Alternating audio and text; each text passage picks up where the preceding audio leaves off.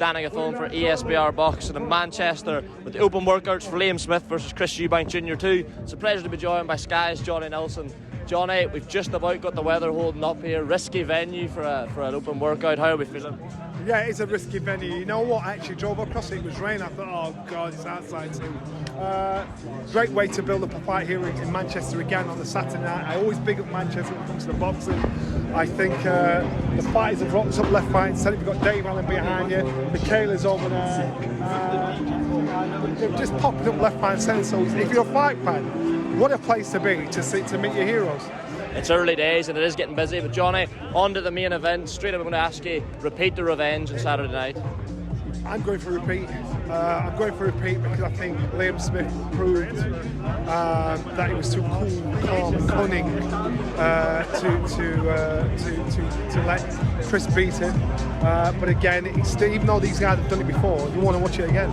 Even though these guys have actually been in the situation before, it just creates interest, curiosity, and intrigue. Chris is obviously linked up with Bomac, Terence Crawford's trainer.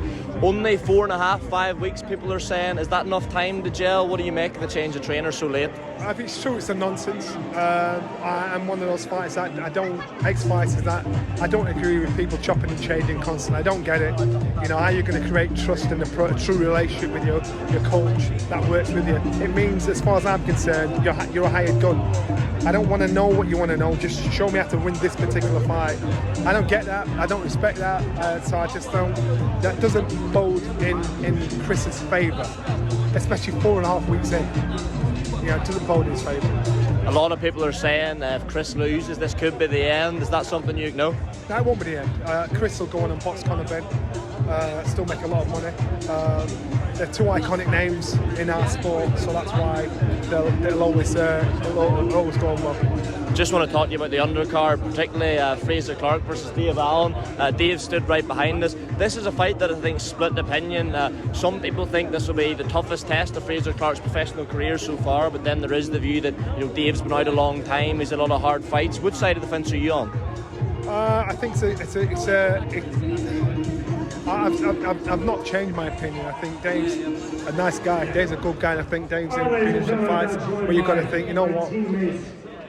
Sometimes you're going to be safe by yourself. I think for Fraser Clark is going to prove if he's going to be the fight he wants to be, he needs to get rid of him. He needs to get the job done.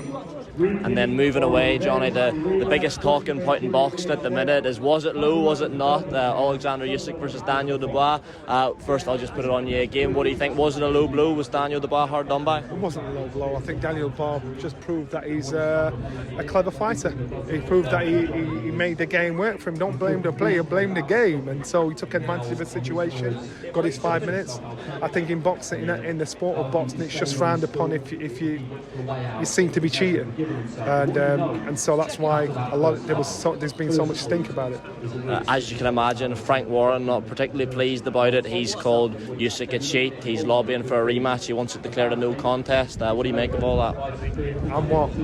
I think if it was the other way around, that conversation won't be had. It's just how it is. It's one of those situations.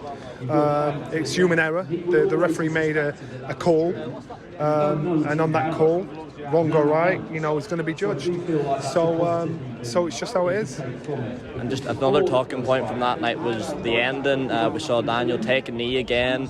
Debatable whether he ever really intended to get up. He got up at 10. What did you make of the ending? Did he quit? Daniel didn't get knocked down. Daniel went down.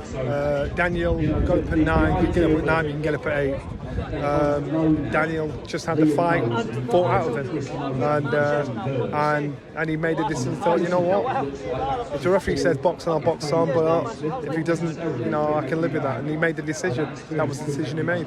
What would you like to see next for Daniel Dubois? I feel as if he's had two really big jump up in levels. First to Joe Joyce, and then an even bigger one to Alexander Usyk. Would you like to see a sort of slower rebuild for him? Still only 25, 26. Yeah, that's what I'm saying. He's still, listen, it's not over. Just people think if you've lost, you've been stopped. It's over for you. It ain't it over for you. And it's you've got to be able to bounce back and learn from your defeats, and hopefully with maturity that will happen.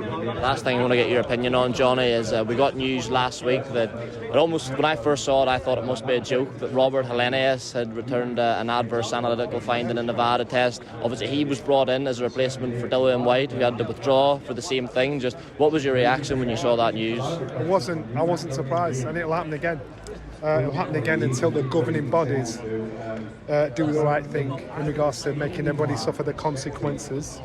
Everybody's in that who's in that fighter's team that fails suffer the consequences, suffers the ban, and in doing that, there'll be less people inclined to turn a blind eye if it's going to affect their personal living, if it's going to affect their personal reputation. There'll be less people.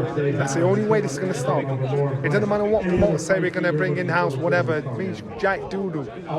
That's the only way it's going to stop. The governing bodies have got to make sure everybody suffers the consequences.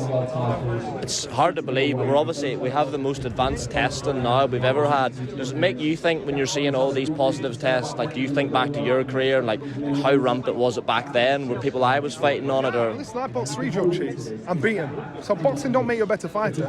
But people do it to get an advantage, and that's how it is. And fighters become 3 smart and think they can beat the system, and they probably have done for a long time and got away with it. So now, it's catch-up time.